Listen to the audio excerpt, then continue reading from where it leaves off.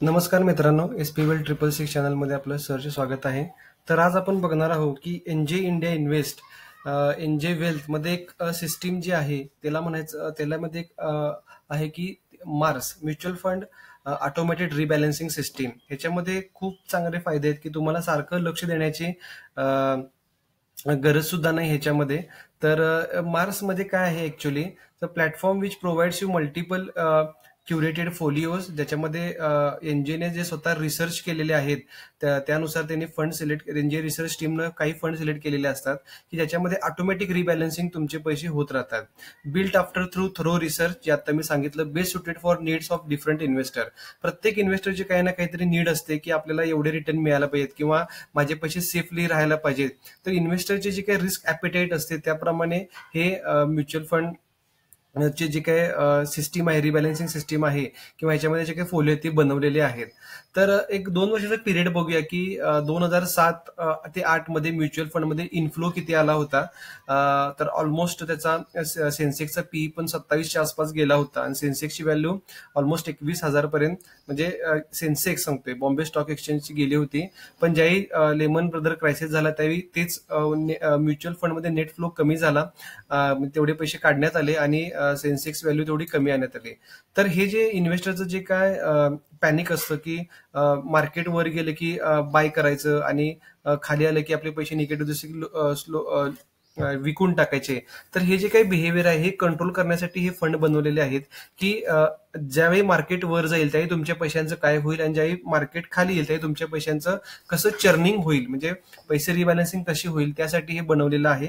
तर त्याच्यामध्ये DAA portfolio आहेत जे एनजीने ऑलमोस्ट 2013 च्या टायमिंगला लॉन्च केलेलं आहे. तर त्याच्यामध्ये जर बघायला गेला तर with advent exchange platform, Mars launched in December 2013 for eWealth customer, म्हणजे ज्यांच्याकडे इवेल्थ आहे, एनजे इवेल्थ, ते याच्यामध्ये डायरेक्ट इवेल्थ थ्रू इन्व्हेस्ट करू शकतात. तर त्याच्यामध्ये डायनामिक असेट अलोकेशन मध्ये 3 प्रकार आहेत.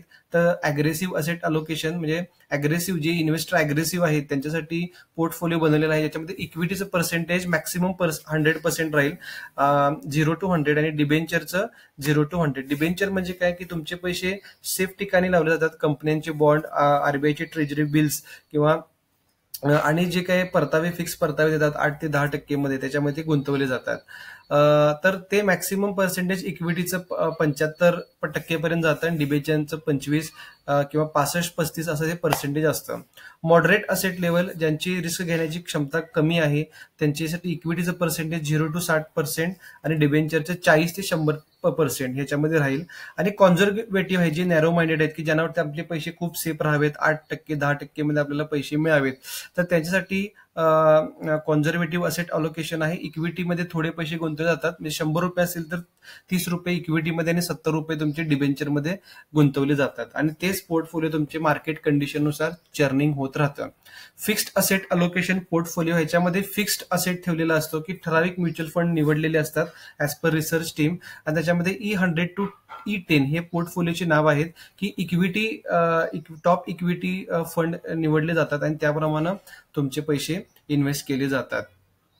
तर 2023 पर्यंत तर करंट व्हॅल्युएशन आपल्याकडे तर किती आहे, मार्स मॉडेल पोर्टफोलिओ 5.28 आहे आणि त्याचा CAGR जर काढला तर 18.01% आहे विदाऊट रिबॅलन्सिंग. म्हणजे रिबॅलन्सिंग जर केलंच नाही, कारण हे तुम्हाला विचारलं जातं रिबॅलन्सिंग करायचं की नाही करायचं. रिबॅलन्सिंग नाही केलं तर एवढे रिटर्न आहेत, आणि विथ रिबॅलन्सिंग म्हणजे पैशांचं चर्निंग जे केलं जातं तर ते काय आहे की 5.28 म्हणजे 18% त्याच्यामध्ये रिटर्न आहे. तर त्याच्यामध्ये how mutual fund portfolios in Mars are created, हे कसे केले जातात, तर रिसर्च टीम असते एनजीची आणि त्याच्यामध्ये क्वालिटेटिव्ह आणि क्वांटिटेटिव्ह जे काय रिसर्च आहे हे ते केलं जातं आणि त्याप्रमाणे फंड निवडले जातात. आणि सगळं हे जे काय आहे ते सेबीच्या अंडर आहे, कुठेही तुमचे पैसे दुसरीकडे गुंतवले जात नाही, तुम्हाला फंडची नावं वगैरे सगळं तुमच्या पोर्टफोलिओमध्ये दिसत राहतं. तर हे मॅनेज कसं केलं जातं, तर scheme selected would not be change for the longer period of time unless necessitates, म्हणजे समजा एखादा फंड निवडला आणि त्याच्यामध्ये तो जर चांगला परतावा देत असेल तर तो रिबॅलन्स केला जात नाही, किंवा जर एखादी स्कीम आहे आणि ती तुम्हाला त्या अपेक्षेप्रमाणे रिटर्न देत नसेल तर ते रिबॅलन्सिंग केलं जातं किंवा तो फंड चेंज केला जातो. Number of schemes in certain portfolios are increase to ensure the proper diversification.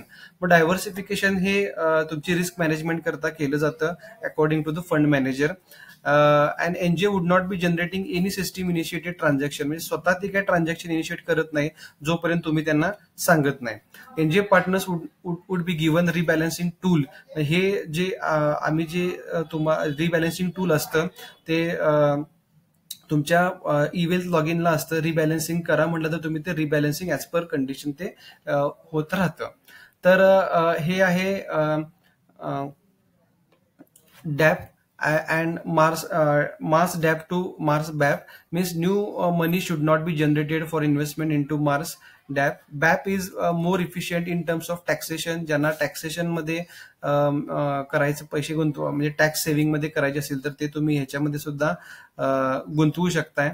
आणि त्याच्यानंतर जर बघितला ह्याच्यामध्ये की मल्टी असेट अलोकेशन पोर्टफोलिओ आहेत. Different asset classes tend to perform differently depending on the where we are in the economic. म्हणजे आपलं जो काही जीडीपी आहे किंवा आपलं जे काही मार्केट कंडिशन आहे त्यानुसार ते तुमचे जे काही फंड आहेत ते अलोकेट केले जातात. आणि मार्समध्ये मोस्टली आपला जो काही इक्विटीचा एक्सपोजर आहे जे मगाशी मी तुम्हाला फंड दाखवले ते 35% ते 65%च्या मध्ये राहतं आणि रिमेनिंग पैसे तुमचे डिबेंचर मध्ये लावतात की जेणेकरून तुमचे पैसे निगेटिव्ह राहणार नाहीत किंवा तुम्हाला जो हवा तो परतावा 15%च्या आसपास जो मिळून राहील. फिक्स गॅरंटी नाही ह्याच्यामध्ये कारण mutual fund are subjected to market risk. आता जर इथं बघितला तर number of scheme flexi cap मध्ये आपले 13 आहेत. 5 इयरचा रोलिंग रिटर्न 13.17 आहे. म्हणजे जो तुम्ही मॉडेल निवडणार मॅथमॅटिकल जे काही मॉडेल आहे त्याच्यामध्ये तर ते 13.17% रिटर्न दिलेलं आहे आणि 10 इयर मध्ये 13.11. तर हे जे रिटर्न आहेत हे तुम्हाला स्टेबल रिटर्न आहेत. लार्ज कॅप म्हणला तर 12%च्या आसपास आहे. त्याच्यामध्ये 18 स्कीम्स आहेत. ELSS टॅक्स सेव्हर ज्यांना टॅक्स सेव्हिंग करायचं असतं ते त्याच्यामध्ये एवढ्या स्कीम्स आहेत 23 आणि त्याचा रिटर्न सुद्धा 18% आहे. तर हे जे काय अनालिसिस आहे हे नंबर ऑफ ऑब्झर्वेशन पण दिलेलं आहे बघा की 3648 वेळा ऑब्झर्वेशन त्याचं झालेलं आहे. आणि 10 इयर्स रोलिंग रिटर्न जे आहेत ते 1823 वेळा त्याचं ऑब्झर्वेशन केलेलं आहे. तर ह्याच्यामध्ये ज्यांना प्युअर इक्विटी करायचं आहे की मला जे यंगर एज मध्ये असतात 25 अबाउट 23 तर त्यांनी इक्विटी इन्व्हेस्टर्स म्हणजे इक्विटी जे काही पोर्टफोलिओ आहे त्याच्यामध्ये इन्व्हेस्ट करावे. E100 अग्रेसिव्ह मध्ये आणि ELSS tax saving those are interested in the tax saving. Balance fund conservative equity fund ह्याच्यामध्ये सुद्धा तुमचं जे काही इक्विटीचं पर्सेंटेज आहे ते तुम्ही चेंज करू शकताय. त्याच्यामध्ये 3-4 प्रकारे ते तुम्ही लॉग इन केल्यानंतर तुम्हाला ते दिसतील. तर ह्या प्रकारे तुम्ही इन्व्हेस्टमेंट करू शकताय. ते कसे करायचे ते आपण एनजे इवेथला लॉग इन केल्यानंतर आपण बघूया. तर प्रथम आपल्याला काय करावं लागेल की एनजे इवेथला आपल्याला इथं लॉग इन करून घ्यावं लागेल. इवेथला लॉग इन केल्यानंतर तुम्हाला ओटीपी येईल. ओटीपी तुमच्या मोबाईलला येईल. मोबाईलला आल्यानंतर तुम्ही तो इथे ऍड करायचा आहे.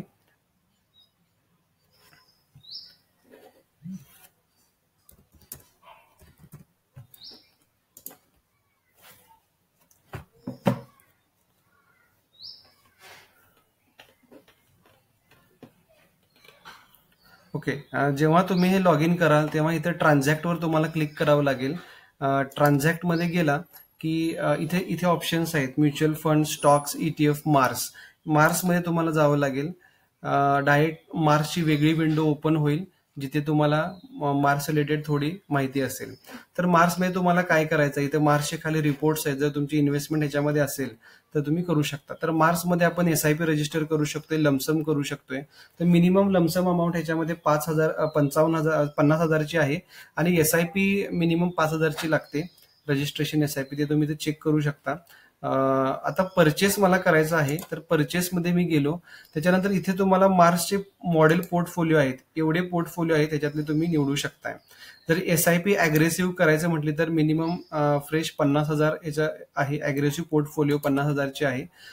तर आता aggressive hybrid, balance advantage portfolio, conservative, DAA, ELSS portfolio हे तुम्ही इथे सगळे चेक करू शकता की कुठल्या मॉडेलमध्ये आपण इन्व्हेस्टमेंट करू शकतोय. तर E100 जी इक्विटी प्युअर 100 आहे, तर त्याच्यामध्ये 50,000ची इन्व्हेस्टमेंट आपण मॅक्सिमम करू शकतो.